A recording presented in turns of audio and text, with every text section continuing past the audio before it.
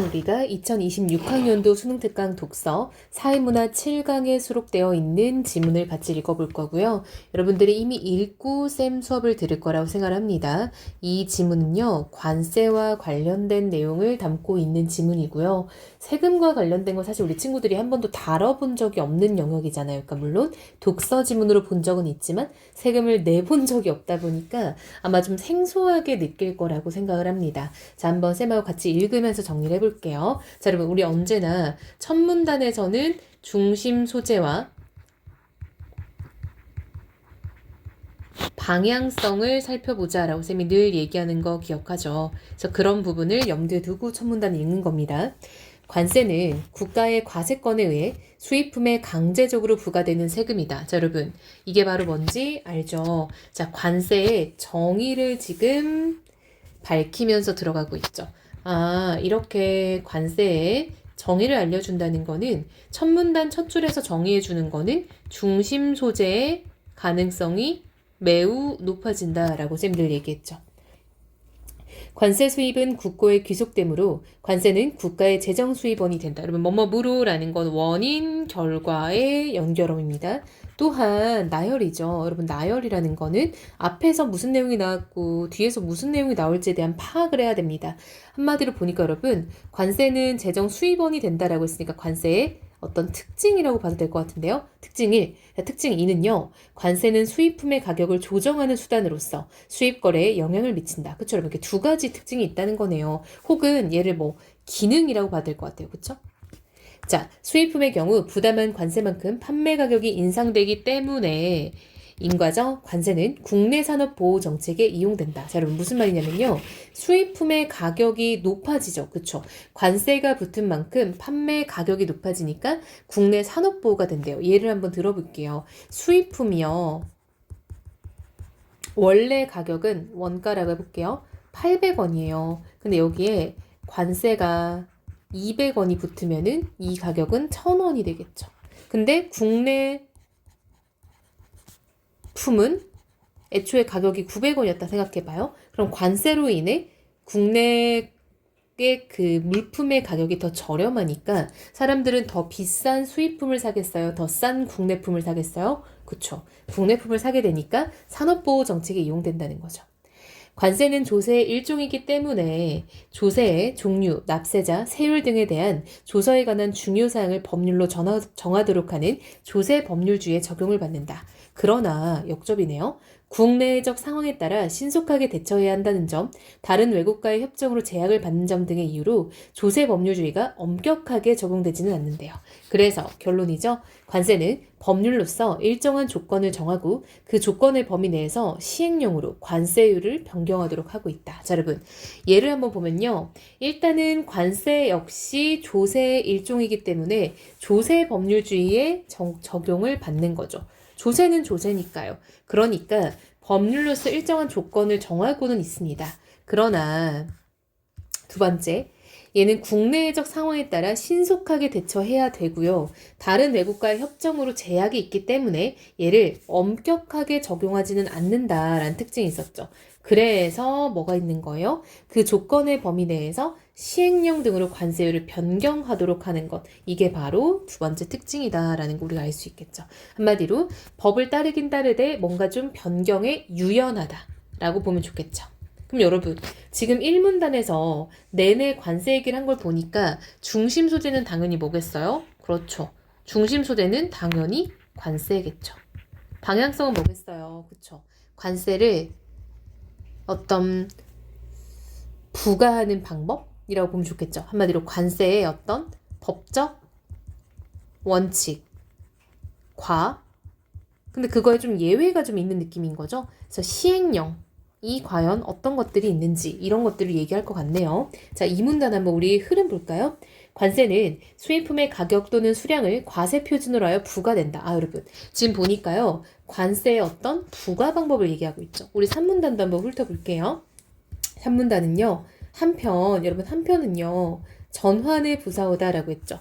복잡한 형태의 세율이 적용되는 관세가 있는데 슬라이드 관세, 할당 관세 등이 대표적이다. 그럼 여러분 여기 봐봐요. 복잡한 형태의 세율이 적용되는 관세가 있다라는 거는 그럼 이 산문단보다 앞에 있는 것들은 비교적 단순하다라는 걸 알 수 있겠죠. 산문단부터는 비교적 복잡하다라는 걸 알 수 있는 거죠. 자, 이어서 4문단도 한번 볼게요. 관세는 국내외적 상황과 밀접하게 관련되기 때문에 긴급한 상황이 발생했을 때는 정부의 판단으로 신속하게 관세율을 조정할 수 있다. 여러분, 구면의 내용이죠? 자, 우리 이거 어디서 봤어요? 그쵸? 여기요.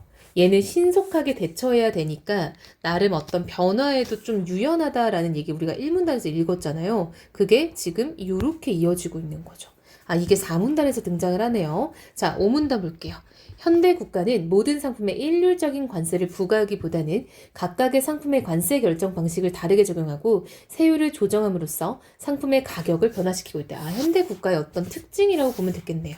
자, 여러분, 지금 이 글은요, 그럼 흐름을 보면요. 첫 번째는 관세에 대한 이야기다라는 건 알겠는데, 두 번째 문단부터는 관세의 부과 방법을 얘기하고요. 세 번째 문단에는 복잡한 형태의 관세를 얘기하고, 네 번째에는 관세가 긴급하게 변해야 되는 상황에는 어떻게 하는지, 다섯 번째 문단에는 현대 어떤 관세의 특징을 얘기하고 있다라고 보면 되겠죠. 그럼 이렇게 글의 흐름을 잡고 글을 좀 세부적으로 읽어나가면 확실히 내가 글을 좀 주도해서 읽는다라는 느낌이 들겠죠? 자, 일단 우리 한번 이 문단부터 가볼게요. 수입품의 가격 또는 수량을 과세 표준으로 한대. 여러분, 우리 한번 색깔 구분 한번 좀 해볼게요. 가격을 기준으로 하는 경우도 있고요. 두 번째, 수량을 기준으로 하는 경우도 있대요.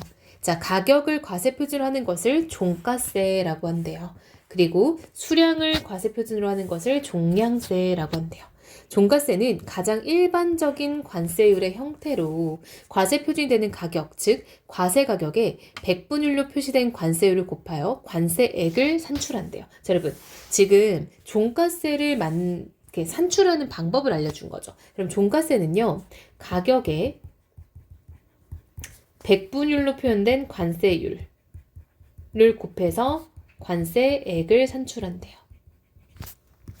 종량세는 수입품의 가격이나 품질 등과 관계없이 수량을 과세 표준한대요. 여러분, 종량세는요, 수량이 표준이다. 중량, 면적, 용적, 매수 등을 단위로 하여 단위당 몇 원과 같은 식으로 과세가 이루어진다. 중량이나 면적, 용적, 매수 등을 단위로 한대요. 한편 종가세와 종량세 중 어느 하나를 선택하여 부과하는 것을 선택과세라고 하고요. 종량세와 종가세를 모두 부과하는 것은 복합관세라고 한대요. 둘 중 하나, 둘 다인 거죠. 수입품 A를 1제곱미터 수입한다고 가정해보자. 1제곱미터에 부과되는 종량세액을 제곱미터당 200원, 종가세율을 10%라고 해보자. 제곱미터당 수입가격이 1,000원일 때 1제곱미터에 대한 복합관세는 종량세 200원에 종가세 100원을 더한 300원이 돼요. 복합관세에 의한 실효세율은 30%가 된다. 자, 여러분, 이 부분 한번 우리가 정리하면서 이해를 한번 해볼게요. 자, 일단 보면요. 1제곱미터당 종량세액은 제곱미터당 200원이고요. 종가세율은 10%래요. 그럼 여러분, 종가세는 이렇게 구하는 거죠. 그냥 수입 가격에 종가세율 10%를 곱하면 되죠. 그래서 100원이 지금 종가세가 되는 거죠. 자, 두 번째, 종량세는 어떻게 정해지나 봤더니 얘는 제곱미터당 200원이래. 근데 우리가 1제곱미터를 수입했으니까 당연히 1제곱미터인 200원 이렇게 되는 거죠. 그래서 합산 300원이 된대요. 그러면은 실질적인 세율은 1,000원일 때 300원인 거니까, 그쵸? 30 나누기 1,000을 했을 때 100분율을 우리가 구하면 되겠죠? 그쵸? 그러면은 우리가 얘를 30%다라고 산출할 수 있겠죠. 선택과세에서는 일반적으로 종량세와 종가세 중 관세가 더 높은 쪽을 선택하여 부과하므로 선택관세는 200원이며 실효세율은 20%가 된대요. 근데 복합관세이면 300원이 된다는 거죠. 제곱미터당 수입가격이 3,000원일 때에는 1제곱미터에 대한 복합관세는 종량세 200원에 종가세 300원을 더해 500원이고 선택관세는 300원이다. 여러분, 선택관세는 왜요? 뭘 더 많이 하는 거? 그쵸? 관세가 높은 것을 선택하는 거니까 300원이 되는 거죠. 관세가 높은 것으로 선택하는 거죠. 자, 한편 복잡한 형태의 세율이 적용되는 관세가 있는데 슬라이드 관세, 할당 관세 등이 있대요. 슬라이드 관세는 국산품과 수입품 가격 간의 차이에 따라 관세액이 슬라이딩하듯이 조정되는 탄력적인 관세를 말한대요. 슬라이드 관세는 수입 가격이 낮으면 그에 따라 높은 세율을 적용하고 수입 가격이 높으면 낮은 세율을 적용하는 구조로 되어 있으므로 국산품 가격과 수입품 가격의 차이를 조정하여 국내 산업 보호의 기능을 수행할 수 있다. 한마디로 이런 거죠, 여러분. 국내 상품은요, 수입 상품보다 가격이 더 저렴해야 보호가 되는 거예요. 할당 관세는 특정 상품을 수입할 때 일정 수량까지는 낮은 관세율을 적용하지만 초과하는 수량에 대해서는 높은 관세율을 적용하는 관세를 말합니다. 이때 낮은 세율은 1차 관세율, 높은 세율은 2차 관세율이라고 한다. 1차 관세율이 적용되는 일정 수량, 즉 그것을 관세 할당 수량이라고 한대요. 이걸 넘어가면은 더 많은 세율을 부과한다라는 거죠. 원칙적으로 그 상품의 국내 수요량에서 국내 공급량을 차감한 수량으로 한대요. 여러분 얘는요, 국내 수요량에서 국내 자체 공급량을 뺀 값만큼 할당된다라는 거죠. 자, 4문단. 관세는 국내적 상황과 밀접하게 관련되기 때문에 긴급한 상황이 발생할 때는 정부의 판단으로 신속하게 관세를 조정할 수 있다. 어떻게요? 시행령을 사용하는 거죠.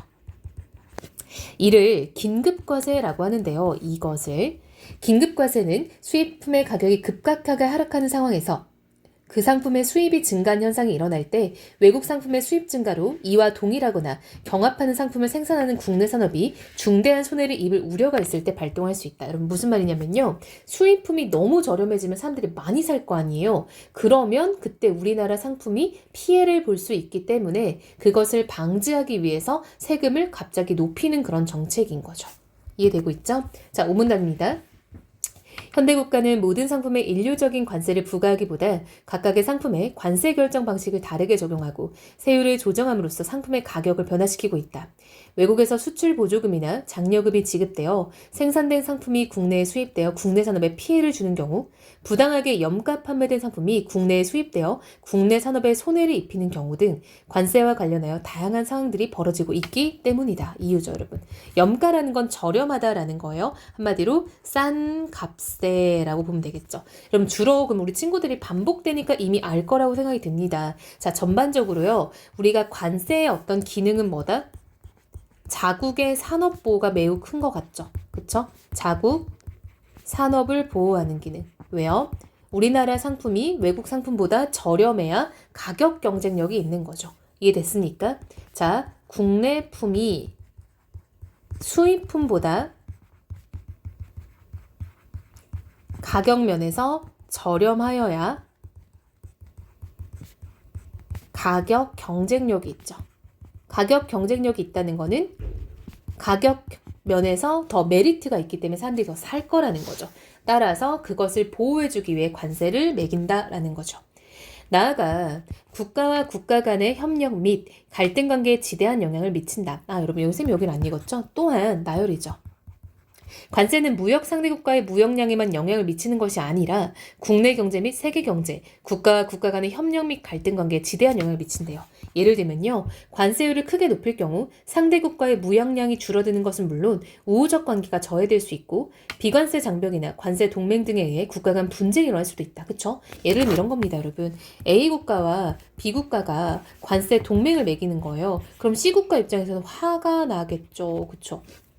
자, 그만큼 관세는 국가 경제뿐만 아니라 국제 관계 등에서 중요한 역할을 하기 때문에 어느 나라를 막론하고 대외적인 정책 수단으로서 관세를 널리 활용하고 있다라는 거네요. 자, 여러분, 이 글은요, 관세라고 하지만 전혀 어려울 게 없어서 우리 친구들도 쫄 필요가 없다라고 봅니다. 자, 여러분, 문단별로 내용 한번 잘 정리해보고 끝내도록 합시다. 자, 여러분, 1문단은요, 관세라는 게 과연 무엇인지, 관세라는 것은 우리가 어떻게 지금 법적으로 처리하고 있는지를 얘기했고요. 두 번째, 이제 2문단에서는요, 관세를 매기는 방법, 관세를 부여하는 방법 등이 나왔어요. 그래서 종가세, 종량세, 그리고 하나만 매기는 건 선택과세, 그리고 여러 가지를 함께 매기는 건 복합관세였죠. 자, 3문단은요. 복잡한 형태의 관세는 뭐가 있나? 슬라이딩 관세와 그리고 할당 관세가 있었죠. 자, 네 번째 문단에서는요, 과연 이 관세율을 신속하게 조정해야 되는 상황이 무엇인지를 얘기를 했어요. 그쵸? 국내 산업을 보호하기 위한 게 가장 큰 목적이었죠. 자, 마지막 5문단은요, 현대 국가의 어떤 관세의 특징에 대해서 얘기를 하고 있는데, 결과적으로는 이 관세라는 게 어떤 국가 간의 관계에도 영향을 많이 미치는 거니까 매우 중요하다라는 얘기를 하고 있다라고 우리가 볼 수 있겠죠. 여러분들이 사실 이 지문은 정말 어렵지 않은데 굳이 조금 조심해야 될 구간이 있다면은 여기 이제 복합관세나 그쵸? 복합관세나 여기 슬라이딩 관세, 그리고 할당 관세를 이해하는 거. 그리고 두 번째는 이제 계산하는 거겠죠. 종가세, 종량세 계산하는 거. 이런 것들을 좀 정리하면 좋을 것 같습니다.